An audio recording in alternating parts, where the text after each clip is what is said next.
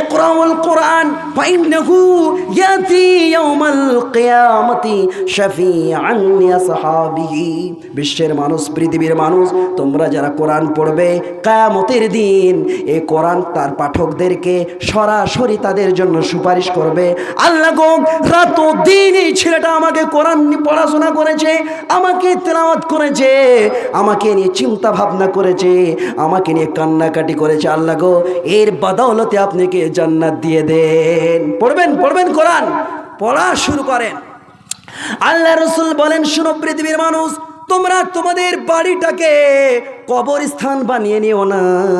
তার মানে কি বলা হলো ভাইরে আমার, বোনেরে আমার, যে বাড়িতে কোরআন পাঠ করা হয় না সেই বাড়িটাকে আল্লাহর রাসূল বলছেন সেটা কবরস্থান। সেটা কি বলেন তো? যেই বাড়িতে কোরআনের তেলাওয়াত করা হয় না, যেই বাড়িতে কোরআনের জিকির হয় না সেই বাড়িটাকে আল্লাহর রাসূল বলছেন সেটা হচ্ছে কবরস্থান। কারণ কবরস্থানে কোনো কোরআন পড়া হয় না, কেউ সেখানে কোরআন পড়ে না। হাদিস শুনেন, আল্লাহর রাসূল বলছেন, লা তাজআলু বুয়ুতাকুম মাকাবির। পৃথিবীর মানুষ তোমরা শোনো, ও আমার উম্মতেরা শোনো রে, তোমরা তোমাদের বাড়িটাকে কবর বানিয়ে দিও না। কারণ ইন্নাশ শাইতান ইয়ানফিরু মিনাল বাইত আল্লাযী তুকরাউ ফীহি সূরাতুল বাকারা। যে বাড়িতে রাতদিন সূরা বাকারা পড়া হয় সেই বাড়িতে শয়তান প্রবেশ করতে পারে না। সুবহানাল্লাহ। তার মানে বলা গেল, যে বাড়িতে কোরআনের জিকির হয় না, কোরআন তেলাওয়াত করা হয় না, সে বাড়িটা হচ্ছে শয়তানের আড্ডা। শয়তানের আড্ডা। কার আড্ডা বলেন তো? যে বাড়িটাতে কোরআন পড়া হয় না, যে বাড়িটাতে নিজের বাবা মা ছেলে মেয়েকে কোরআন নিয়ে বসে না, সে বাড়িটা হচ্ছে একটা শয়তানের আড্ডা। সেটা হচ্ছে একটা শয়তানের আড্ডা। বাবারে আমার নবী বলেছেন বারবার করে, পৃথিবীর মানুষ তোমরা রাত দিন নিজের বাড়িতে ছেলে মেয়েকে কোরআন দিবে, কোরআন নিয়ে তাদেরকে বসবে, নচেত তোমার বাড়িতে সুযোগ পেয়ে যাবে শয়তান প্রবেশ করে নিবে। পৃথিবীর মানুষ শোনো, কেন তুমি কোরআন পড়বে না? পৃথিবীর মানুষকে বলা হলো, এই কোরআন এমনই একটি কোরআন, এই কোরআন যে রাত দিন পড়বে এবং এই কোরআনের বাণী অন্যদেরকে পৌঁছে দিবে। আল্লাহ রাসূল বলছেন, এই মানুষটার সে পৃথিবীর বুকে আর কোনো মানুষ দামি হতে পারে না। সব থেকে দামি মানুষকে আল্লাহ রাসূল বলছেন কি? খায়রুকুম মান তাআল্লামাল কুরআন ওয়া আল্লামাহু। বুখারীর রওয়ায়াত বলা হচ্ছে, পৃথিবীর মানুষ শোনো, হ্যাঁ, খায়রুকুম মান তাআল্লামাল কুরআন ওয়া আল্লামাহু। পৃথিবীর মানুষ শোনো, তোমাদের মধ্যে সব থেকে ভালো মানুষ, তোমাদের থেকে সব থেকে উৎকৃষ্ট মানুষ, উত্তম মানুষ তারা যারা কি করে, কোরআনকে শিখে। আর কোরআন শিখে বসে থাকে না, অন্য মানুষকে বলে, অন্য মানুষের কাছে এটা পৌঁছে দেয়। সুবহানাল্লাহ। আজকে আমাদের দেখেন তো, খুঁজে পাবেন না, আজকে আমরা মসজিদ ছাওয়া ছেড়ে দিয়েছি, মসজিদ মুখী হতে পারছি না। আজকে মানুষ কোরআনের মাহফিলে বসতে পারছে না। পৃথিবীর মানুষ আজকে দেখেন, এখানে একটা কোরআনের আলোচনা হচ্ছে, 1 ঘন্টা মনে হতে যাচ্ছে আমি আয়াত আর হাদিসের তর্জমা এবং অনুবাদ ব্যাখ্যা করেই যাচ্ছি। কে শুনবে বলেন তো? আজকে যদি এখানে গানের পার্টি হতো, পুরো পৃথিবীর মানুষ এখানে হাজির হতো, মালদা ডিস্ট্রিক্টে যত লোক ছিল এই মাঠ ভরে যেত। আজকে কোরআনের কথা কে শুনবে বলেন? কাল কিয়ামতের কোটটা কেমন হবে? খুবই ভারী হবে, জাহান্নাম দিয়ে আমাদের ভর্তি করে দিবে। আজকে যদি আমরা একটু যদি সচেতন না হয়, হুড় করে মানুষ মরে যাচ্ছে। বাবারে আমার আপনাজনেরা, পৃথিবীর মানুষ শোনো, নবী বারবার করে বলে গিয়েছেন, পৃথিবীর মানুষ, এই উম্মতের মানুষ, তোমরা সতর্ক থাকবে। কবরটা খুবই জটিল রে বন্ধু, কবর খুবই জটিল। এক সময় নবী মুহাম্মদ সাল্লাল্লাহু আলাইহি সাল্লাম একটা জানাজায় গিয়েছেন, এখনো জানাজা রেডি হয়নি। নবী বসে আছেন একটা পাটখালি নিয়ে, এইভাবে কবরের পাশে বসে আছেন।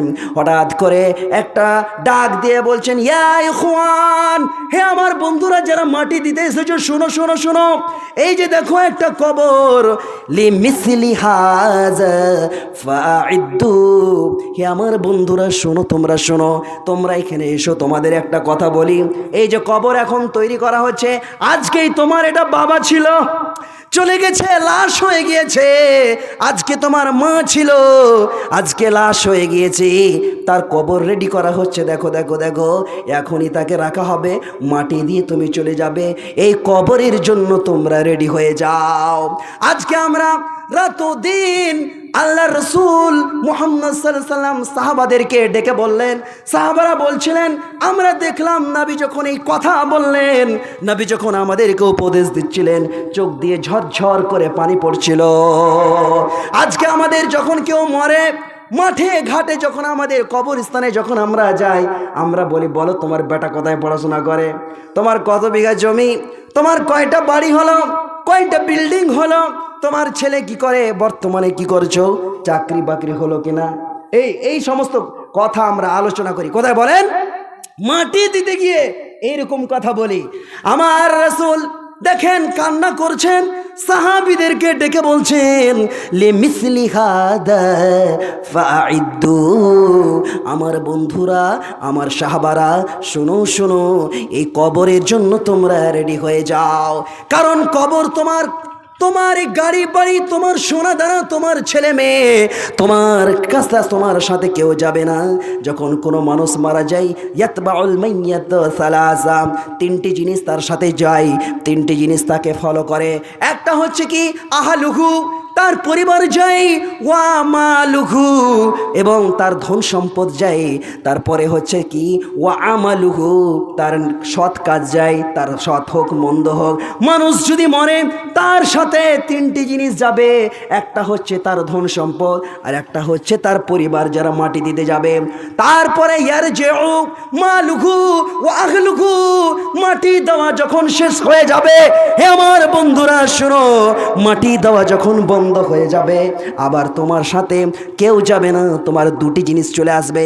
10 বিঘা জমি থাকলে সেটাও চলে আসলো, দুটা যদি গাড়ি থাকে সেটাও চলে আসবে, তোমার সাথে যাবে না, তোমার বন্ধুরা চলে আসবে, তোমার বাপ চলে আসবে, তোমার আদরের ভাই চলে আসবে, তোমার আদরের স্বামীটা চলে আসবে, কেউ তোমার কাছে থাকবে না। কে থাকবে? ওয়াবাকা আমালুহু, তোমার শুধু আমলটা থাকবে। তুমি যদি সৎকর্ম করে থাকো, ভালো কর্ম করে থাকো, সেটাই তোমার কাজে লাগবে। এই জন্য পৃথিবীর মানুষ, তোমরা শোনো রে, তোমরা ভালো কাজ করো, সৎ কাজ করো, কারণ আমাদেরকে একদিন এই পৃথিবী ত্যাগ করতে হবে। আজকে যারা আমরা এই পৃথিবীর মোহে পড়ে, আজকে আমরা পৃথিবীর ধন সম্পদ নিয়ে মেতে আছি, আমরা আল্লাহকে ভুলে গিয়েছি, নামাজ যেতে পারছি না, মসজিদ মুখী হতে পারছি না, পিতামাতার সাথে সৎভাবে ব্যবহার করতে পারছি না, আমরা নিজের প্রতিবেশীর সাথে সৎ ব্যবহার করতে পারছি না, আমরা ফকির মিসকিনদের সাথে সৎ ব্যবহার করতে পারছি না, নামাজ পড়তে পারছি না।